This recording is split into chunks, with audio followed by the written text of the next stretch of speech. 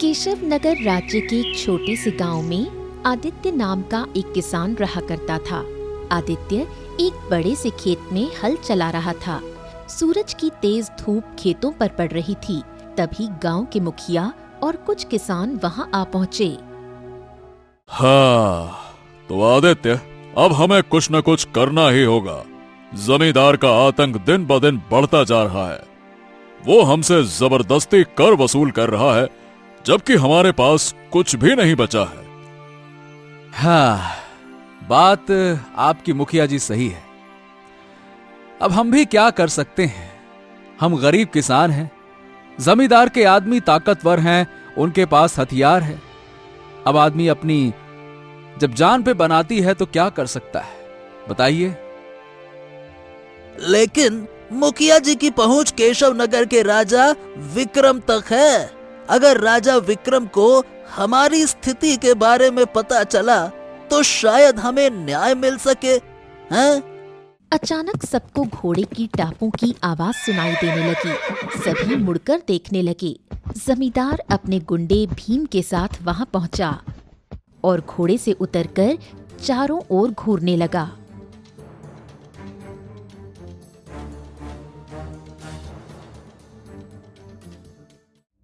क्यों बे, यहाँ क्या पंचायत लगा रखी है?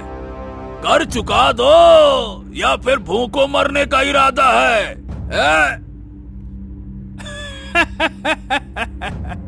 हुजूर, अगर कोई मना करे तो बताइए, फिर हम अपना तरीका अपनाएंगे।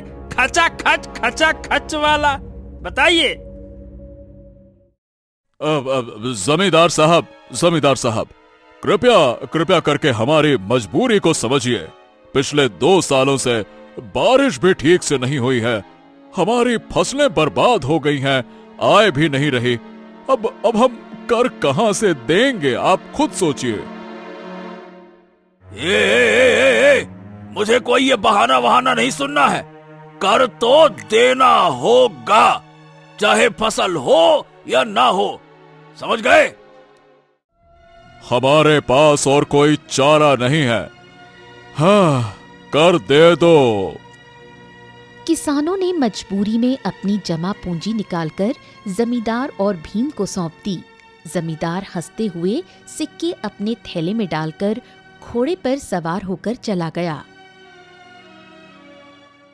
हाँ, जब तक इस गांव का जमींदार मोहन लाल था, उसने कभी किसी के साथ में जबरदस्ती कर नहीं वसूला। वो न्याय प्रिय और दयालु था। लेकिन जब से वो लापता हुआ, उसका छोटा भाई जमींदार बन गया और उसने गांव को नरक बना दिया है। मोहन लाल जी अचानक कहां चले गए? अगर वो होते तो गांव के ये हालात ना होते। इधर जमींदार की बेटी सुलेखा खिड़की के पास उदास बैठी थी। उसकी आंखें दूर कहीं खोई हुई थीं। तभी जमींदार अंदर आ पहुंचा। क्या बात है सुलेखा, इतनी उदास क्यों हो? हैं? मुझे ताऊजी की बहुत याद आ रही है। पता नहीं वो कहाँ चले गए। अरे, उस मूर्ख का नाम मत लो। उसे तो बस लोगों की भलाई करने का जुनून था। अरे, कहाँ गया होगा जहाँ गया होगा, कौन जानता है। शायद जंगल में तपस्या कर रहा हो, हैं? या किसी साधु की तरह भटक रहा होगा। अरे, हमें क्या करना है? लेकिन पिताजी, जब ताऊजी इस गांव के जमींदार थे, तब गांव वाले हमारी हवेली में खुशी खुशी आते थे। लेकिन अब वो हमें नफरत भरी नजरों से देखते हैं। आपने गांव वालों पर इतना अत्याचार क्यों किया? बस करो, बस। तुम्हें इन मामलों में दखल देने की कोई जरूरत नहीं है, समझी? इतना बोलकर जमींदार गुस्से से पैर पटकता हुआ वहां से चला गया। रात का समय हो चुका था। सभी लोग चैन से सो रहे थे। अचानक जंगल से अजीबोगरीब किसी के चीखने जैसी डरावनी आवाजें आने लगी। मुखिया अपने घर से बाहर गया। गांव के कई लोग भी इकट्ठे हो गए। आदित्य भी अपने घर से बाहर गया और मुखिया के पास चला गया। मुखिया जी, बहुत दिन हो गए ये अजीबोगरीब आवाजें जंगल से आ रही हैं। पहले तो कभी ऐसा नहीं हुआ था। तुम सही कह रहे हो आदित्य। इन आवाजों की वजह से गांव वालों ने अब जंगल जाना भी छोड़ दिया है। लकड़हारे भी अब वहां लकड़ी काटने नहीं जाते। किसी को समझ नहीं आ रहा कि आखिरकार इन आवाजों का रहस्य क्या है। गांव वाले आपस में खुसुर फुसुर करने लगे। कुछ देर बाद आवाजें बंद हो गईं। लोग डरे सहमे अपने घरों को लौट गए।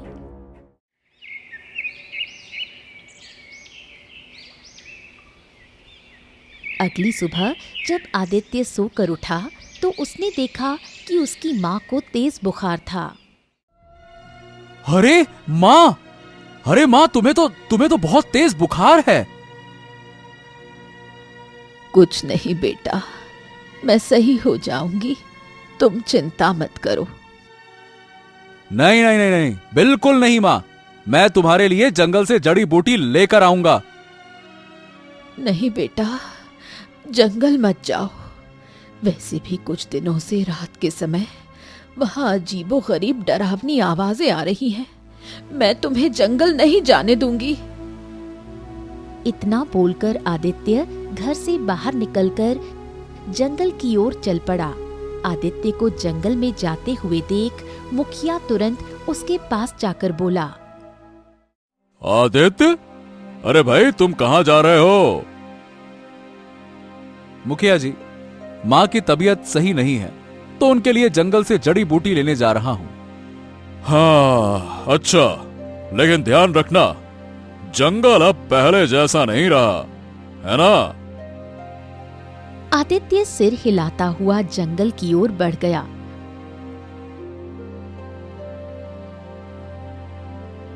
और एक गहरी खाई के पास पहुंच गया जहां जड़ी बूटियां उगती थीं। अचानक हवा में अजीब सी गड़गड़ाहट होने लगी और घोड़े की टापों की आवाज गूंजने लगी। आदित्य ने देखा कि एक घोड़ा उसकी तरफ दौड़ता हुआ आ रहा था। ये घोड़ा, ये तो जाना पहचाना सा लग रहा है। अरे लेकिन याद क्यों नहीं आ रहा ये घोड़ा? आदित्य कुछ समझ पाता इससे पहले ही घोड़ा धुएं में बदलकर गायब हो गया। आदित्य हक्का बक्का डरते हुए जल्दी से जड़ी बूटियां लेकर जंगल से भागकर घर आ गया और तुरंत जड़ी बूटियों का लेप अपनी माँ के माथे पर लगाने लगा। कुछ ही देर में उसकी माँ को आराम मिल गया और वो आंखें खोलते हुए चौंकते हुए आदित्य से बोली, बेटा, ये जड़ी बूटी सच में असर कर रही है, लेकिन तुम इतने डरे हुए क्यों लग रहे हो? क्या हुआ? माँ, जंगल में कुछ अजीब हुआ। मतलब बहुत ही भयानक। आदित्य पूरी घटना अपनी माँ को बताता है। बेटा, अब तुम्हें जंगल बिल्कुल नहीं जाना चाहिए। ये कोई सामान्य बात नहीं लगती। आदित्य माँ को शांत करके बिस्तर पर सोने चला गया। कुछ देर बाद वो गहरी नींद में चला गया। कुछ देर बाद आदित्य की आंख अचानक खुल गई, मगर उसने देखा कि वो अपने घर पर नहीं बल्कि किसी और स्थान पर था। हाँ, ये कैसे हो सकता है? मैं तो अपने घर में सोया था। ये कौन सी जगह है? अचानक घोड़े की टापों की आवाजें गूंजने लगी। आदित्य ने देखा कि वही घोड़ा उसकी ओर आ रहा था। घोड़ा उसके सामने आकर रुककर उसे घूरने लगा। उसकी नीली आंखें रात के अंधेरे में चमक रही थीं। तभी घोड़ा इंसानी आवाज में बोला, डरो मत। क्या? मतलब तुम बोल सकते हो? हाँ, लेकिन मुझसे डरने की जरूरत नहीं है। मैंने आज तक किसी को नहीं डराया। आदित्य को घोड़े की आवाज जानी पहचानी लगी। एक मिनट, रुको। मुझे ये तुम्हारी आवाज कहीं सुनी सुनी सी लग रही है। अरे लेकिन मुझे कुछ याद नहीं आ रहा। कहाँ? अगर तुम सच्चाई जानना चाहते हो तो जमींदार को इसी स्थान पर लेकर आओ। इतना कहते ही घोड़ा हवा में विलीन हो गया और उसी पल आदित्य की आंख खुल गई। उसका पूरा शरीर पसीने से नहाया हुआ था। बेटा, बेटा क्या हुआ? कोई बुरा सपना देखा? हाँ हाँ माँ, वो कोई साधारण सपना नहीं था। ऐसा लग रहा था कि जैसे जैसे जैसे मैं वहां सच में था। आदित्य अपनी माँ को सपने की पूरी घटना बताने लगा। बेटा, कल जो कुछ भी तुमने जंगल में देखा उसका असर तुम्हारे मन पर पड़ गया है, इसलिए तुम्हें रात में भी वैसा ही सपना आया। इसे भूल जाओ और जंगल मत जाना। कुछ देर बाद आदित्य अपने खेत में चला गया। तभी वहां पर मुखिया आ पहुंचा। क्या हुआ आदित्य? आज तुम्हारा चेहरा उतरा हुआ लग रहा है और तुम डरे हुए क्यों लग रहे हो? क्या बात है? आदित्य गहरी सांस लेता हुआ मुखिया को पूरी घटना, जंगल में घोड़े से हुई मुलाकात और फिर रात के सपने सब कुछ बताने लगा। हाँ, मुझे कुछ गड़बड़ लग रही है मुखिया जी।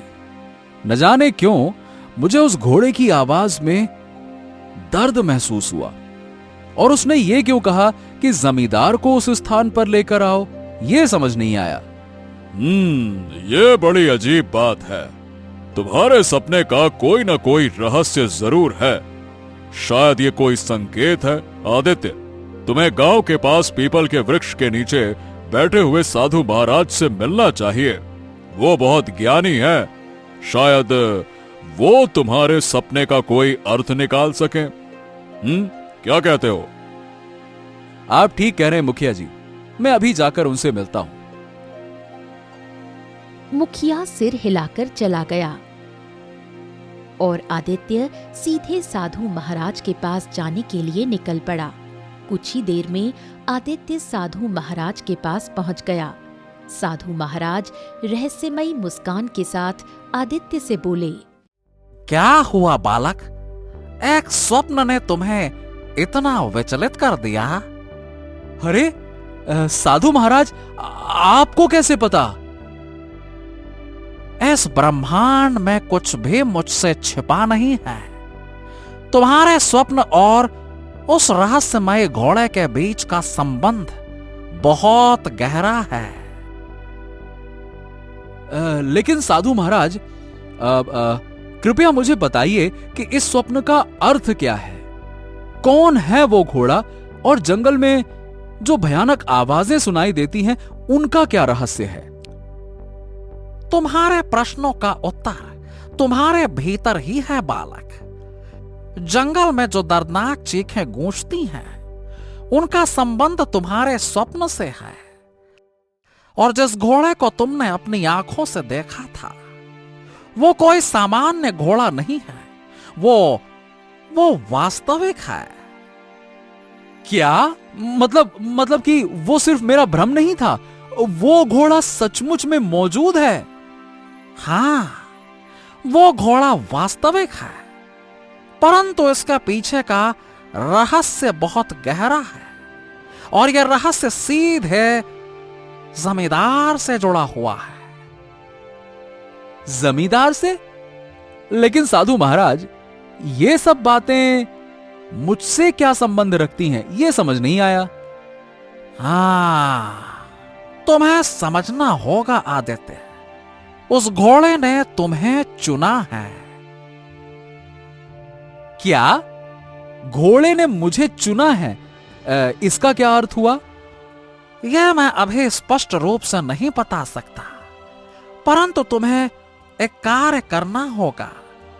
तुम्हें जमींदार को उस स्थान पर लाना होगा जहां यह घोड़ा प्रकट हुआ था। लेकिन साधु महाराज, जमींदार भला मेरी बात क्यों मानेगा? वो वहां क्यों जाएगा? यदि तुम सीधे सीधे उसे यह सब बताओगे तो हो सकता है कि वो तुम्हें मार डाले। क्या? मारेगा? अरे इतनी सी बात पर जमींदार भला मुझे मारेगा क्यों? क्योंकि यह रहस्य जब तुम्हारे सामने खुलेगा तब तुम्हें समझ में आएगा कि जमींदार कितना बड़ा अपराधी है। क्या? अपराधी? बाप रे, इसका क्या मतलब? समय आने पर सब कुछ स्पष्ट हो जाएगा, लेकिन अभी तुम्हारा कार्य है जमींदार को किसी भी तरह से उस स्थान तक ले जाना। लेकिन महाराज, मैं ये करूंगा तो करूंगा कैसे? तुम्हें इसमें जमींदार की बेटी सुलेखा की सहायता लेनी होगी। ओ सुलेखा, लेकिन वो मेरी मदद क्यों करेगी? क्योंकि वो एक सच्चे हृदय वाली लड़की है। वो अपने पिता की तरह निर्दयी नहीं है और यही कारण है कि वो इस गांव की भविष्य है। लेकिन साधु महाराज, मैं उसे मनाऊंगा कैसे? अब यह स्वयं तुम्हें करना होगा बालक। तुम उसे कैसे मनाओगे यह तुम्हारी बुद्धि पर निर्भर करता है। इतना बोलकर साधु महाराज ने आंखें बंद कर ली। आदित्य कुछ सोचते हुए अपने घर आ पहुंचा। क्या हुआ बेटा, तू इतना परेशान क्यों दिख रहा है? मां, मैं अभी साधु महाराज के पास से आया हूं। उन्होंने कहा है कि मुझे जमींदार को जंगल में लेकर जाना होगा, लेकिन उसके लिए सुलेखा की मदद जरूरी है। सुलेखा? पर बेटा वो क्यों तेरी मदद करेगी? वही तो। अब साधु महाराज कहते हैं कि सुलेखा बहुत अच्छी लड़की है और वो अपने पिता जैसी निर्दयी नहीं है। बेटा, ये बहुत कठिन काम है। जमींदार और उसका साथी भीम बहुत निर्दयी लोग हैं। अगर उन्हें तेरी योजना का जरा भी अंदेशा हुआ तो वो तुझे मार डालेंगे। मुझे डर नहीं है मां। अगर ये सब मेरे भाग्य में लिखा है तो मैं इसे पूरा करूंगा। भगवान तेरा भला करे बेटा, पर सावधान रहना। रात का समय। सुलेखा हवेली के बगीचे में बैठी थी। तभी आदित्य दबे पांव वहां आ पहुंचा और सुलेखा से बोला, सुलेखा, सुलेखा। सुलेखा ने जैसे ही पीछे मुड़कर देखा तो वो आदित्य को देखकर चौंक पड़ी। आदित्य, तुम यहाँ क्या कर रहे हो? अगर किसी ने देख लिया तो मुश्किल हो जाएगी। अरे मुझे तुमसे बहुत जरूरी बात करनी है। अब कुछ अजीब घट रहा है और तुम्हें मेरी मदद करनी होगी। क्या हुआ? मैंने जंगल में एक घोड़ा देखा है, घोड़ा। और वो घोड़ा बहुत अजीब था। पहले काला नहीं था, लेकिन फिर अचानक उसका रंग बदल गया। उसकी आंखें नीली चमक रही थीं और उसके आते ही अंधेरा छा गया। नीली आंखों वाला घोड़ा? मैंने भी वही घोड़ा देखा था, लेकिन उसने मुझसे कुछ नहीं कहा। बस उसकी आंखों में एक अजीब सा दर्द था। लेकिन उसने मुझसे बात की और उसने कहा कि जमींदार को उस खाई तक लेकर आओ। बस। क्या? मेरे पिता को? लेकिन क्यों? यही तो मेरी समझ नहीं आ रहा। साधु महाराज कहते हैं कि इसका कोई रहस्य है और ये सब कुछ जुड़ा हुआ है। अगर ये सच है तो हमें इसका पता लगाना होगा। पर मेरे पिता वहां क्यों जाएंगे? यही तो समस्या है। अगर मैं सीधे सीधे कहूंगा तो वो मुझ पर भरोसा करेंगे नहीं। इसलिए तो मैं तुमसे मदद मांगने आया हूं।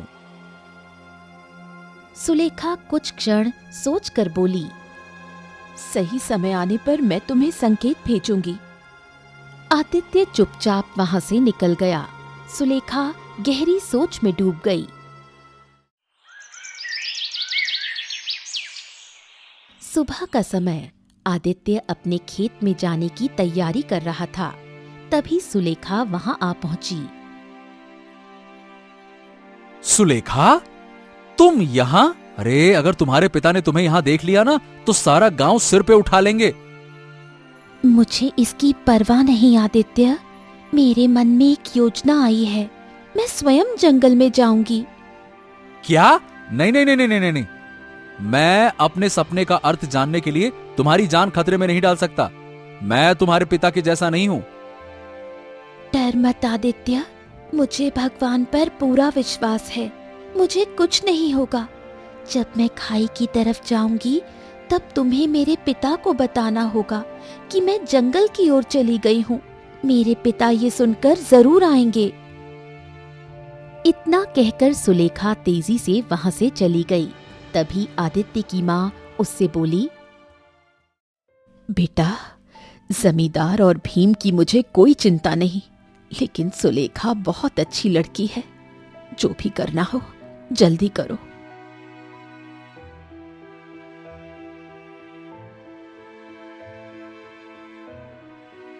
आदित्य तुरंत जमींदार की हवेली में पहुंच गया, जहां भीम पहले से बैठा था। आदित्य को देखते ही जमींदार का चेहरा क्रोध से लाल हो गया। अरे तुम गरीबों की हिम्मत कैसे हुई? कैसे हिम्मत हुई हमारी हवेली में आने की? बोलो। अरे जमींदार साहब, मैंने अभी अभी आपकी बेटी को जंगल की ओर जाते हुए देखा है, और आप तो जानते हैं कि वहां से कैसी कैसी डरावनी आवाजें आ रही हैं। ये सुनकर जमींदार और भीम दोनों चौंक पड़े। लेकिन सुलेखा जंगल में क्या करने गई है? अरे मैंने सोचा था कि मैं कभी उस स्थान पर नहीं जाऊंगा, लेकिन अब तो जाना ही होगा। मेरी बेटी जो वहां गई है, चलो। जमींदार भीम को लेकर तुरंत जंगल की ओर चला गया और आदित्य गांव के मुखिया को लेकर दबे पांव उनके पीछे पीछे चल दिया। जंगल में सुलेखा एक पुराने वृक्ष के नीचे खड़ी थी। तभी जमींदार और भीम वहां पहुंच गए। अचानक एक रहस्यमय रंग बिरंगी रोशनी से एक घोड़ा प्रकट हो गया। जमींदार और भीम घोड़े को देखकर डर से कांपने लगे। क्या? नहीं नहीं नहीं, ये कैसे संभव है? ये तो आपके बड़े भैया का घोड़ा है। तभी रोशनी के बीच से जमींदार के बड़े भाई मोहन लाल की आकृति प्रकट हो गई। जमींदार और भीम की आंखें भय से फैल गईं। ताऊ जी, आप कहाँ थे? और ये सब क्या है? मैं आपको कितना याद करती थी। मोहन लाल की आंखों में क्रोध की चमक आ गई। वो सुलेखा की ओर देखकर बोला, हाँ सुलेखा, तुम्हारे पिता यानी मेरे छोटे भाई ने जमींदारी की लालच में मुझे भीम के साथ लेकर इसी स्थान पर घोड़े सहित धक्का दे दिया था। तब से मेरी आत्मा और मेरे घोड़े की आत्मा इस जंगल में भटक रही है। मैंने तुम्हें सपने में ये बताने की कोशिश की थी, पर आत्माओं के भी कुछ दायरे होते हैं। लेकिन जब आदित्य यहाँ जंगल में आया तो मेरा घोड़ा उसकी आंखों के सामने प्रकट हुआ। तभी मुझे एक मौका मिला और मैंने आदित्य को संकेत दिया कि जमींदार को यहाँ बुलाओ। जमींदार और भीम अब थरथर कांप रहे थे। मोहनलाल की आवाज और भारी हो गई। वैसे तो वो मेरा छोटा भाई है, लेकिन मैं इसे माफ नहीं कर सकता। मेरे जाने के बाद इसने गांव वालों पर अत्याचार किए, अपने पिता का नाम मिट्टी में मिला दिया। जमींदार और भीम दोनों हत्यारे हैं, हत्यारे। भीम और जमींदार हाथ जोड़कर गिड़गिड़ाने लगे। भैया भैया भैया भैया भैया भैया, मुझे माफ कर दीजिए। मुझे माफ कर दीजिए। मोहनलाल की आंखों में एक आखिरी बार दर्द झलका और वो हवा में विलीन हो गया। तभी घोड़ा क्रोध से जोर से हिनहिनाने लगा और जमींदार और भीम की ओर दौड़ पड़ा। जमींदार और भीम बुरी तरह से घबरा गए और भागने की कोशिश करने लगे, लेकिन उनके पैर लड़खड़ा गए और वो सीधे खाई में गिर गए। सुलेखा रोने लगी। तभी आदित्य और मुखिया उसके पास आ पहुंचे। सुलेखा, अत्याचारियों का अंत यही होता है। तुम्हारे पिता ने अपने ही बड़े भाई की हत्या कर दी थी, जबकि वो कितने नेक इंसान थे। अब से ये गांव तुम्हारे अधीन होगा। सुलेखा आंसू पोंछते हुए धीरे से सिर हिलाने लगी। गांव के लोगों ने सुलेखा को नए जमींदार के रूप में स्वीकार कर लिया। उसके नेतृत्व में गांव फिर से खुशहाल होने लगा और गांव में शांति लौट आई।